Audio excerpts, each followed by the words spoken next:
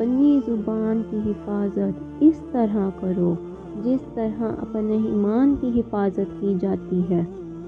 انسان اگر زبان کے استعمال کی بجائے دماغ کا زیادہ استعمال کرے تو بہت سے مسائل اور مشکلات سے بچ سکتا ہے۔ بے عزت انسان کی زندگی گندگی کے اس ڈھیر کی مانند ہے جہاں پر صرف جانور ہی کچھ تلاش کرتے دکھائی دیتے ہیں۔ جب کسی انسان کا ایمان آباد ہو جائے تو پھر شیطان کا جہاں سنسان ہو جاتا ہے۔